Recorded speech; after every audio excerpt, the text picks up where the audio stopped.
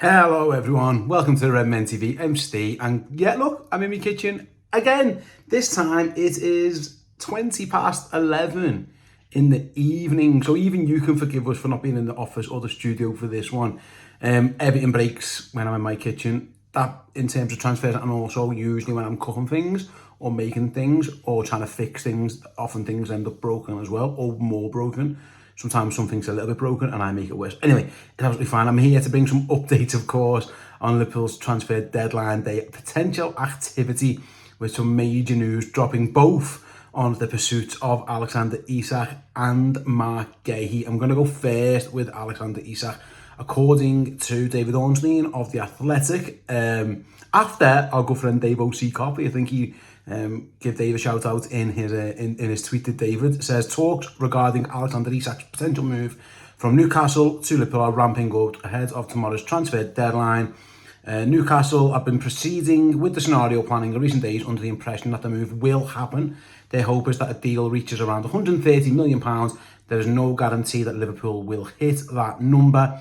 Elsewhere, Craig Hope, North East reporter for the Daily Mail, of course, says all information suggests that an agreement will be reached between Liverpool and Newcastle for the sale of Alexander Isak. Liverpool apparently wanting to pay 120 million, Newcastle after 130, so maybe something to be done there in terms of the fee. We'll find out what that ends up being, if it indeed does go through. But yeah, massive news, really, the one that we've all been hoping and expecting, and then, confidence has gone up, confidence has gone down. It's waned slightly a little bit at various points from various people, according to a lot of the comment sections and social media stuff that I read. But yeah, it does look like now, Newcastle have kind of accepted that this one is going to happen. And now it's a case of getting a fee agreed and that kind of stuff, which I'm guessing, I don't know how Newcastle, who's in a position of strength, are Newcastle really willing to just hold on to him? I don't know, we'll find out, but it looks like there's an optimism that this deal could get done.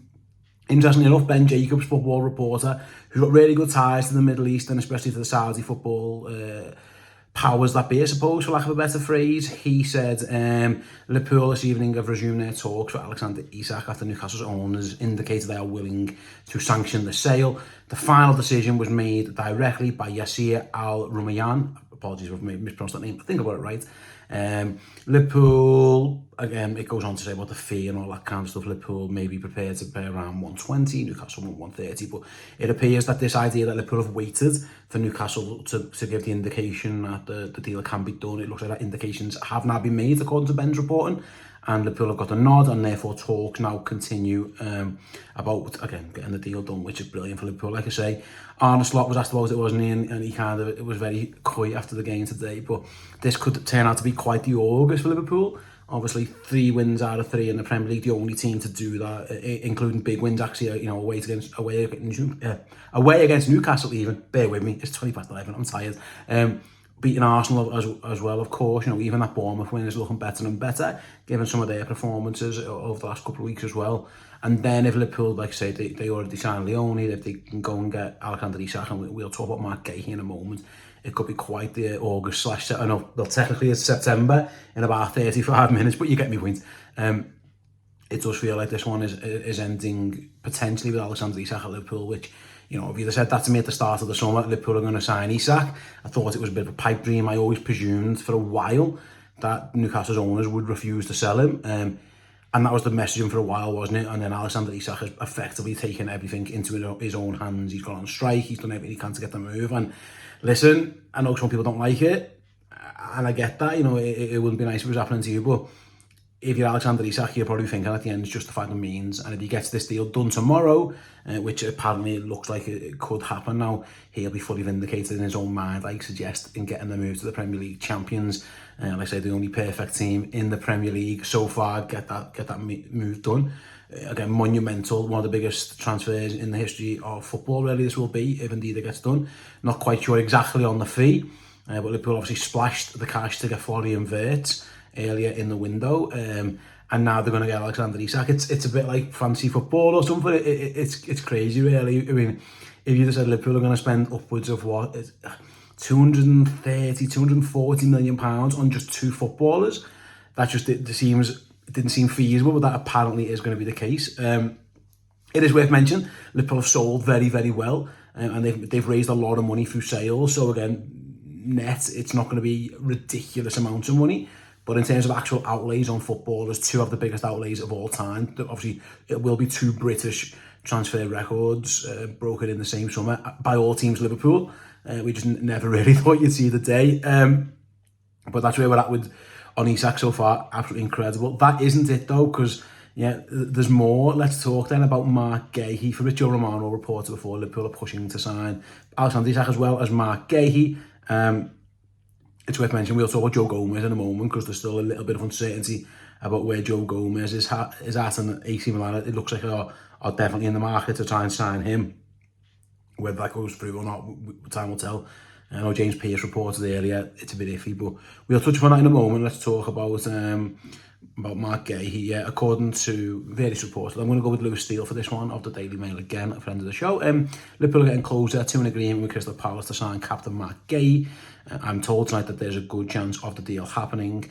Palace are holding out for 35 million plus 5 million add-ons. And now I know Ollie Glasner, after Palace, fantastic victory over Aston Villa this evening, in which Marc Guéhi played, captained and scored the goal, was like he doesn't think the player can be sold because they haven't got the replacements in.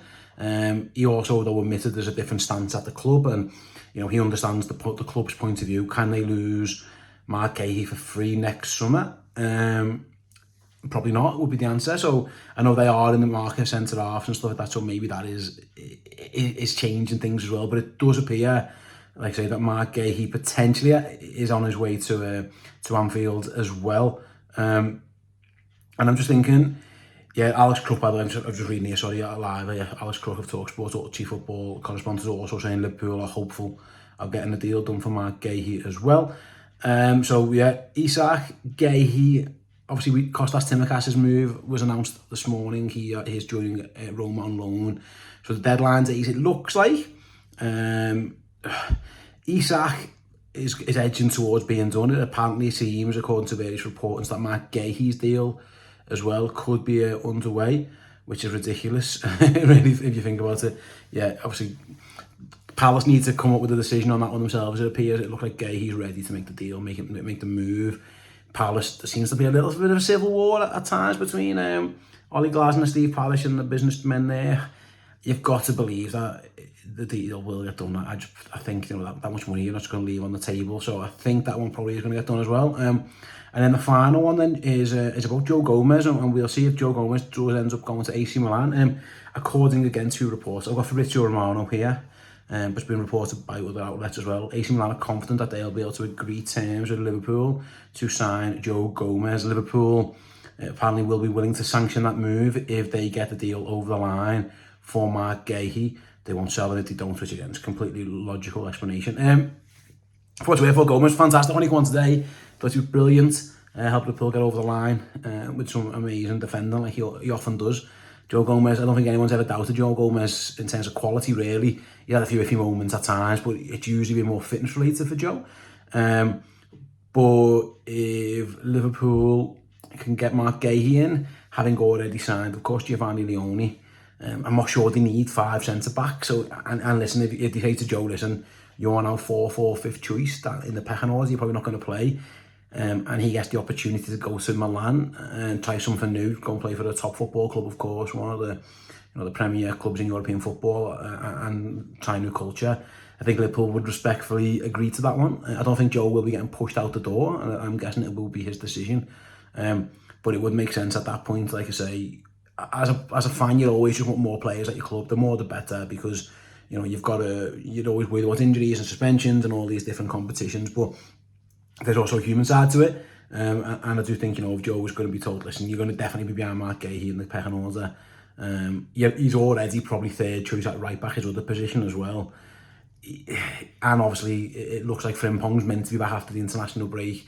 Liverpool have got 2 left backs. It just feels like that is one that could happen, so definitely worth keeping an eye on that one as well. But Liverpool aren't always active on transfer deadline days. It's fair to say. Something I've been covering Liverpool and football in different roles, whether at Redmen or in my previous roles for you know, it's been probably over a decade or so now, and usually, you know, in my old jobs, for example, other colleagues would be like going crazy, and I'd be like quite chill as a Liverpool person. Sometimes looking on jealous, a little bit like Squidward looking out the window at SpongeBob and Patrick. But it appears this time that no, we are very much SpongeBob and Patrick in this. We are having all the fun, and we're going to be busy. It appears that way, you know, in and out potentially, and yeah, listen, it could be the most monumental of transfer days tomorrow if Liverpool can get Isak and Guehi, and it feels like the music and the mood music is trending towards that. Of course, listen, by the time you watch this, things could have moved on, or listen to this, things could have moved on in a matter of hours. Of course they can, but I am speaking to you at 11:30 p.m. UK time, and that is the latest right now. Yeah, well, I mean, this might be the final kitchen video of the window. In fact, I'm pretty certain it will be, because I'll be honest, I'm not doing another one. I'm going to bed in a minute. I'm going to edit this, I'm going to get this out, and then I'm going to bed. And then the guys will be in the studio all day tomorrow. Everything that needs to be said tomorrow will come with lights and cameras and microphones, and more people than just me talking down my camera on my mobile phone. So yeah, this is the last kitchen video of the summer. It's been emotional. It's been a pleasure having you here. And yeah, thanks very much for watching. Thanks very much for listening. Let us know in the comment section below, if you still are watching and listening, your thoughts. Is Isak going to get done? Is Guehi going to get done? This could be absolutely mega. Thanks very much for watching. Thanks for listening. And from my kitchen for the final time this summer, I'll bid you all goodbye. See you in a bit.